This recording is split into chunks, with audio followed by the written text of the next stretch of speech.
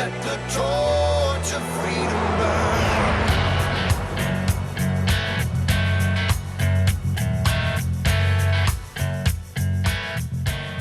You found your way to the intersection of faith and the culture. It's WallBuilders Live, where we talk about today's hottest topics from a biblical, historical, and constitutional perspective.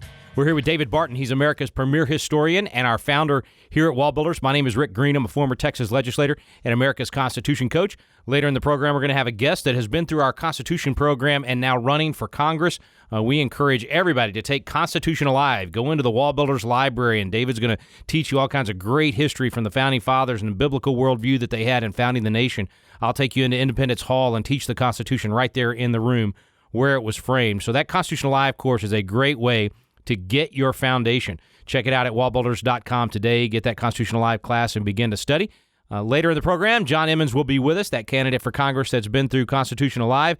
And in the studio with us right now, Jonathan Ritchie, who was with us on a couple of programs before. And while Tim's out, we've got Jonathan Ritchie joining us. And Jonathan, I can't believe after the abuse we gave you the first few times you came on the program that you came back. Hanging on by a thread. Hanging on by a thread, yeah. He's a tough guy. If he can put up with you and me and what we put him through, he's doing pretty good. Well, I have to say, just a shout out here for Jonathan, for our audience that is not familiar. You always see Tim or David or me on stage, or you listen to the radio program or whatever. There's a whole team at WallBuilders that makes what we do possible, and one of the huge things that happens is just the research. This library is so huge, over 100,000 original documents. And Jonathan, I think you could walk to just about any document in that library. You're such an important part of now David and Tim's brain, I think. It's actually where I live, in their heads. In there, rent-free. Rent-free in our heads. Yeah. All right, guys. Well, speaking of being an important part of the team nationally, basically the citizen team and making sure we have good folks in office requires us as citizens to get educated about the Constitution and know what we're looking for in candidates when we go vote. And sometimes it causes folks, when they go through our Constitution class or one of our other programs, to actually get motivated to go run themselves. And here it is, election season. We're paying attention to president, but there's a lot of other races on the ballot. And so we want to talk a little bit about today about how important it is for all of us to study those candidates and make sure we're showing up to vote, not just in November, but in those primaries across the country that still haven't taken place. Yeah, because a lot of primaries have happened. Of course, attention was really focused on Super Tuesday because that's where you saw so many Democrat candidates fall out, and Biden seems to have come to the front, and it's Biden and Bernie, and they're going back and forth. Which is just fun to watch. It is fun to watch.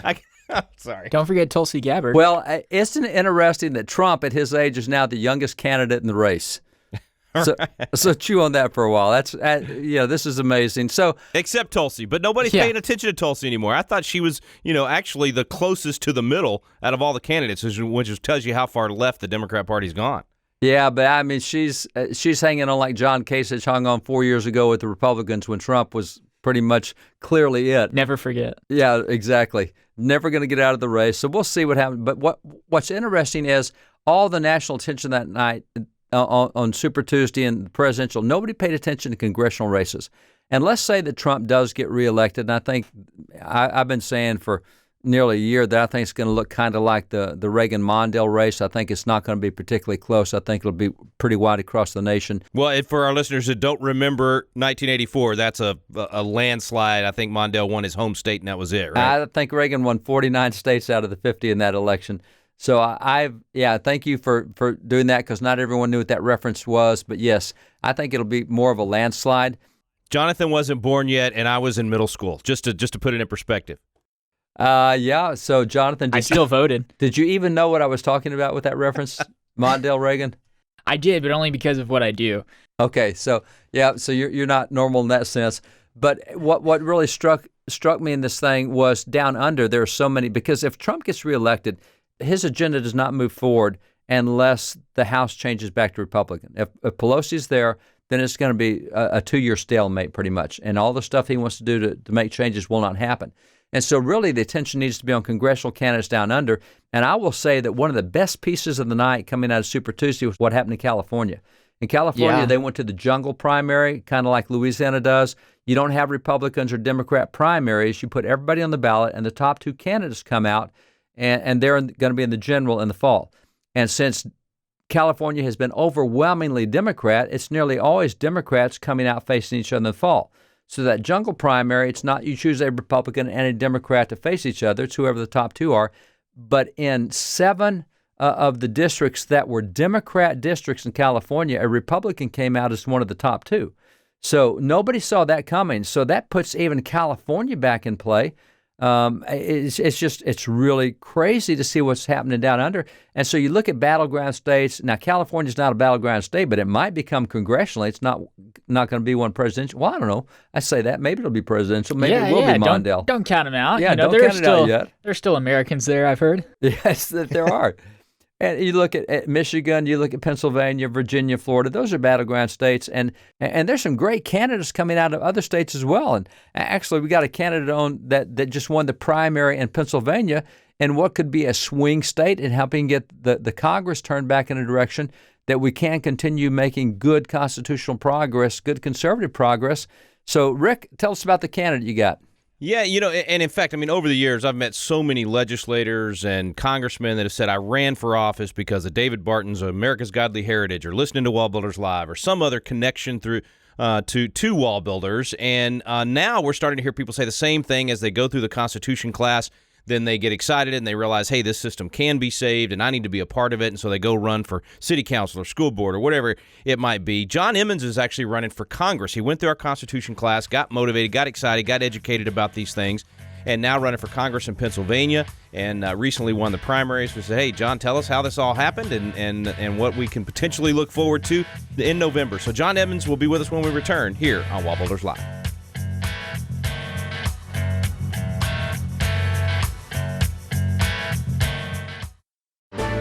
Hey friends, it's Rick Green from WallBuilders Live, and I have had so many requests about what in the world can we be studying at home right now. I got the kids at home. They're normally in school, or if you homeschool, you're looking for additional material.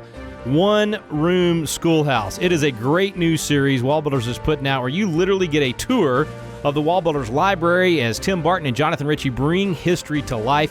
There's a couple of resources on this. You can go to YouTube and search for WallBuilders and look for One Room Schoolhouse. You can go to our Facebook page and get it right there on Facebook as we do it live each Monday and sometimes additional days from there. And then you can also just go to wallbuilders.com. Scroll down to the bottom and we'll be posting the videos as they come out. This is such a great way to learn and a great way for you to share it with others. Gather the family around, watch the One Room Schoolhouse, and learn some great history. It'll be vitally important to restoring our nation and bringing back these principles that made America great in the first place. Check it out, One Room Schoolhouse at wallbuilders.com.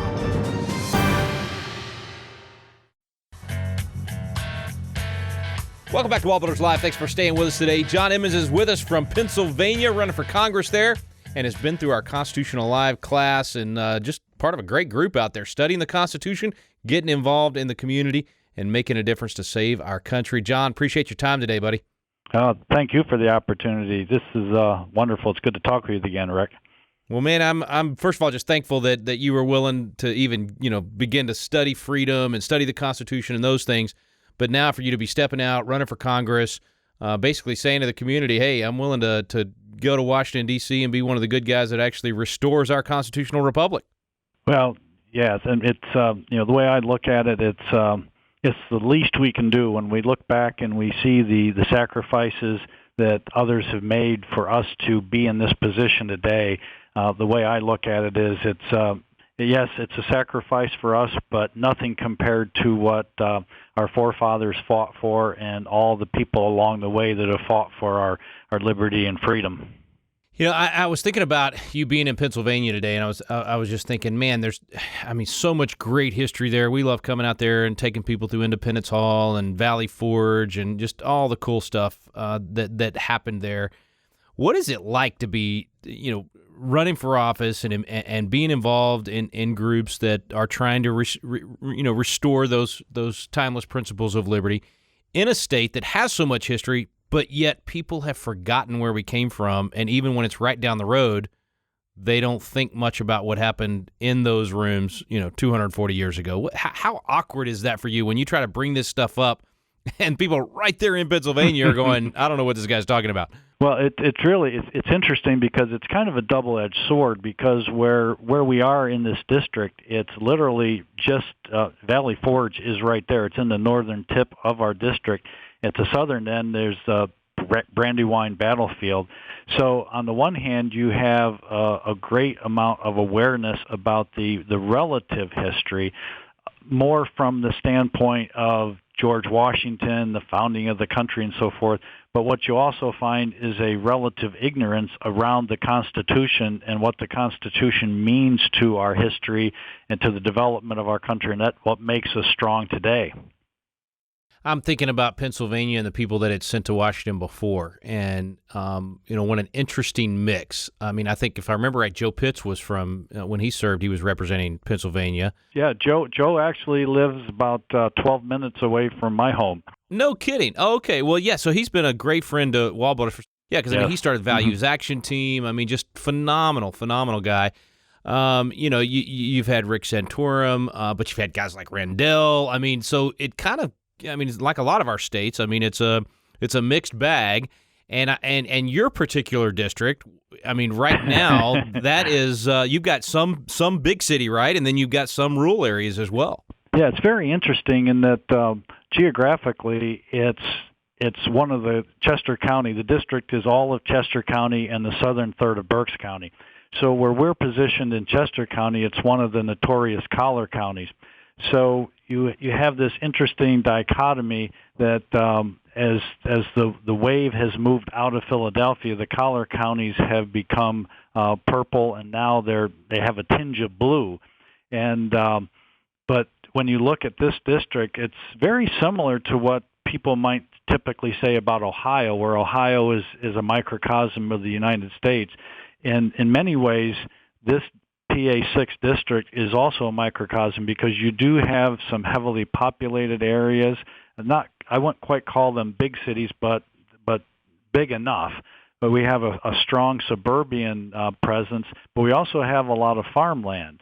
And so when you look at that in total, it's very similar. When you look at the statistics, this district is a D2, so it's just very slightly favored the Democrats from a registration standpoint. That also D2 meaning it's got a +2 in terms of the number of Democrats registered over Republicans. Correct. That's right. Gotcha. And currently represented by a Democrat. Right. And up until this last election, it had been held by Republicans. And as you point out, in 2018, when the redistricting took place, the unconstitutional redistricting that took place in Pennsylvania, it went from about an R5 to a D2. And with all the circumstances that were going on at the time, it flipped over to the Democrat side. So we're trying to undo that now. Yeah, marginal district could go either way for sure. And this is a state that, I mean, people didn't think Trump was going to win. I didn't think Trump was going to win Pennsylvania. I mean, that shocked me. He may win big there this time. What do you think, just hearing on the ground there?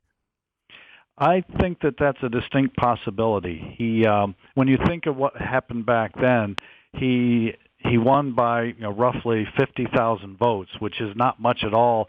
I mean, that's well within the margin of fraud in Philadelphia. But beyond that, that's not much. But when you look then at what's happened since then with his policies and the way that it has improved life in Pennsylvania, even when you go into cities like Berks and in Berks County, to go into cities like Reading, you will hear people say that life is better now. We have benefited from the Trump economy, and people are actually feeling that difference. So I think that, and then you have a county which is part of this district, Berks County.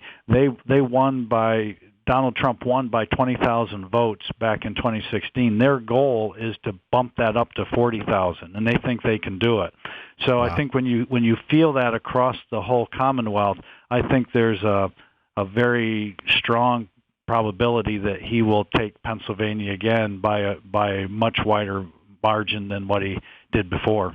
Well, I hope the coattail of that carries over into your district and several others around the state as well. And you personally, I mean, just as you're out there running for Congress, and I know this is not fair for me to ask this question, but how much, if any, did going through the Constitutional Live videos and learning from what we taught at Independence Hall and whatnot, how much did that help in terms of you being able to articulate those founding values, or even figure out maybe for the first time in your life, hey, that's what that part of the Constitution was about? I mean, did that have any part of that, or am I just dreaming that it might have? No, absolutely. I mean, it really helped clarify things. That's what I think is great about the content of that, is the fact that it's clear and it's actually fun. You get involved in some Constitution classes that, yeah, it's instructive, but it's not a whole lot of fun, and your mind can wander. But especially as you teach it, it's very enthralling almost. It keeps your attention. It almost keeps you on the edge of your seat. So you do a fantastic job with that.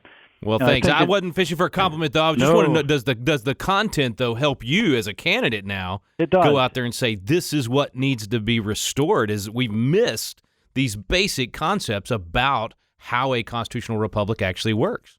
No, it very definitely does, because there is a yearning for that. And when some of the things that still I think are foremost in my mind, just some of the basic thoughts around just how unique our Constitution was at the time and still remains today. As you look around the rest of the world, not that many countries actually have a Constitution, and certainly don't have a Constitution that has lasted as long as ours does, and hopefully ours lasts forever. Yeah. But just the fact that we have a special situation, and when we are able to talk about American exceptionalism, at the very heart of that is our Judeo-Christian founding, as well as the Constitution and the way the framers constructed that.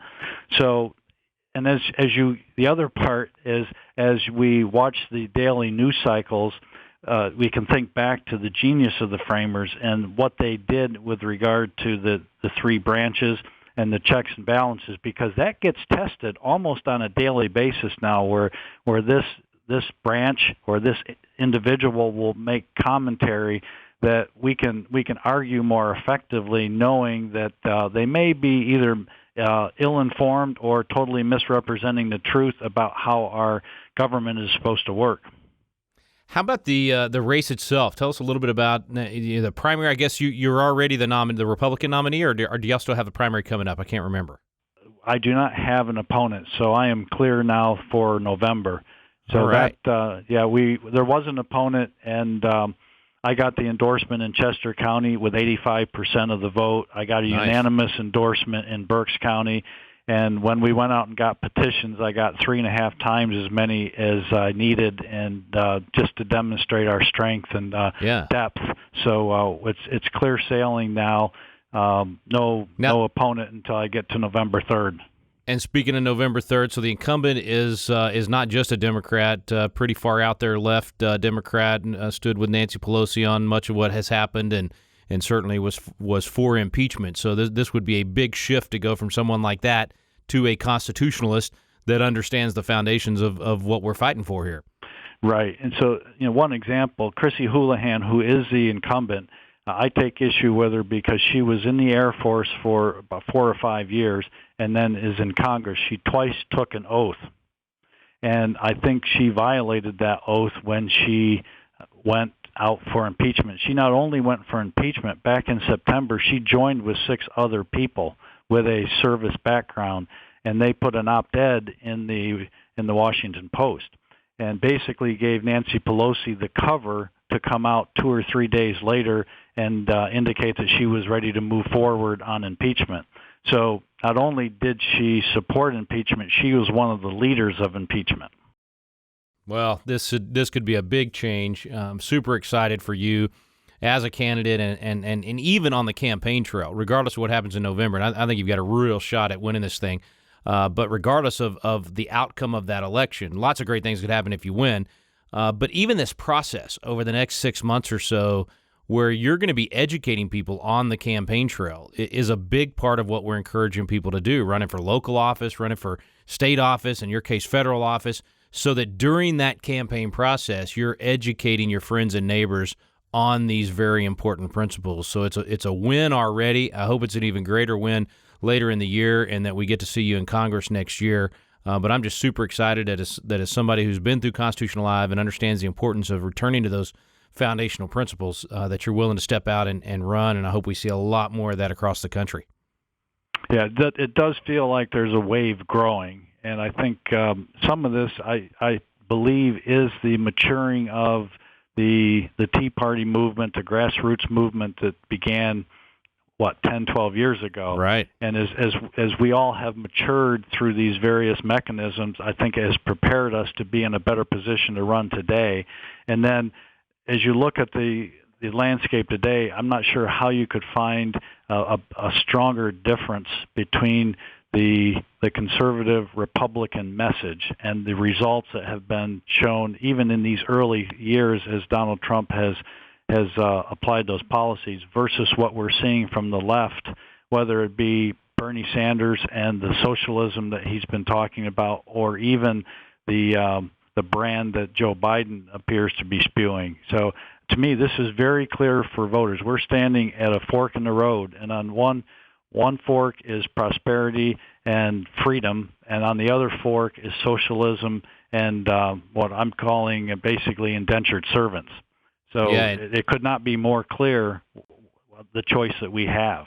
I agree with you, and I think even mentioning kind of the not only with if it's Bernie, the socialist, complete socialist and proudly socialist agenda, but with Biden, I mean, especially I'm thinking Pennsylvania, the old Obama thing about clinging to your God and your guns. Mm-hmm. I mean, Biden said the other day that he wanted Beto O'Rourke to be the one heading up his policy to confiscate guns. So Pennsylvania, wake up, man! This is a guy coming after those guns and frankly, those policies, same thing with Beto O'Rourke and others that Biden's surrounding himself with that don't want you to have your freedom of religion either. So you're definitely under attack, as we all are across the country, and it's a vital time for people to step up, and you're doing that not only with your words, but your actions, your pocketbook, the whole 9 yards.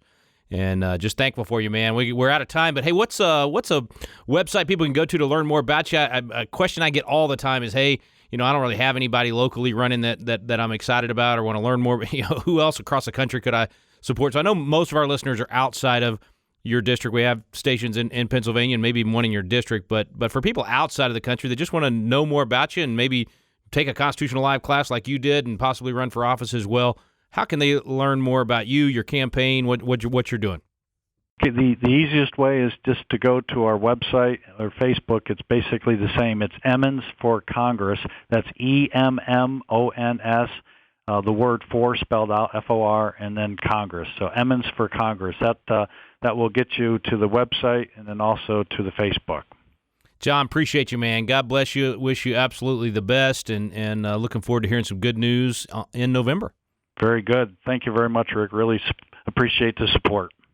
Well, that was John Emmons. Thanks to him for coming on the program today. And we're in studio with Jonathan Ritchie and David Barton. Guys, we got people like John all over the country running for local office. And if you're not running for office this year, you need to be studying those candidate surveys and even going and meeting with candidates and saying, hey, I want to know whether or not you're the right person to support.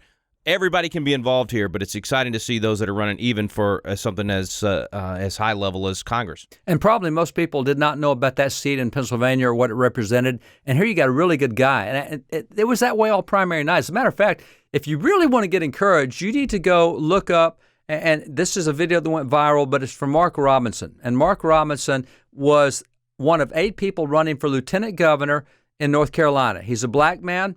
And he is so outspokenly conservative, and he went in front of the city council of Charlotte, I believe it was, and just tore them up in the right direction. And it's not what they expected from a black man who was not carrying the message that they think a black man should carry. He was an individual, and he just mopped up in the Republican primary in North Carolina as a guy that came out of nowhere. He has no political background, but he has convictions. He has courage. He clearly knows what he thinks is right and wrong. And people lined up and said, yeah, you're exactly what we want. And that happened all over the nation. So as we start looking now toward final elections in November, man, don't just look only at president. Get informed about who's down underneath. Look at who's there. We can make some huge changes in the nation, whether it be at the state level with candidates like in North Carolina, you got Dan Forrest running for governor, you got Mark Robinson running for lieutenant governor, or like seats with Emmons in Pennsylvania, wherever it is, get to know those candidates and get the good guys in office. Yeah, David, I mean, it couldn't be any more appropriate than right now. I mean, we have seen the loss of liberty in America in such a big way, and it's through politicians. It's elected officials, what we call public servants, that have made these decisions.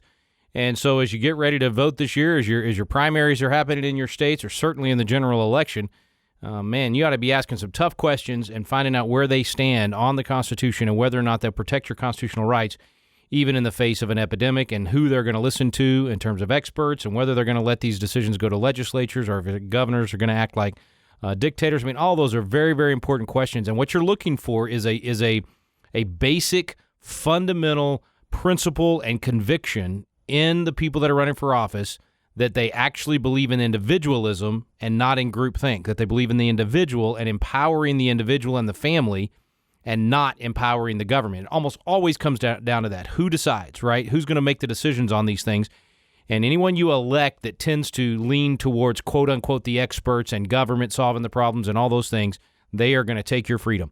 You need to lean towards those candidates who, quote the Bible, who quote the Declaration, who quote the Constitution, and talk about John Locke and others, and talk about individual liberty and making sure that you get to decide and that you have more freedom and power, not the politicians and the bureaucrats. That's what you're looking for when you look for those candidates. Thanks so much for listening today. By the way, if you would like to take a Constitutional Live class, we are giving them away for free right now at constitutioncoach.com. We're looking for more people to go through this class and become candidates, just like our guest today, and you can be one of those. Go to constitutioncoach.com.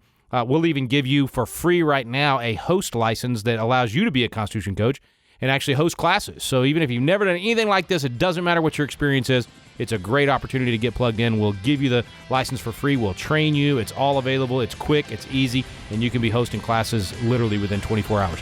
So check that out at constitutioncoach.com. Thanks for listening today to WallBuilders Live.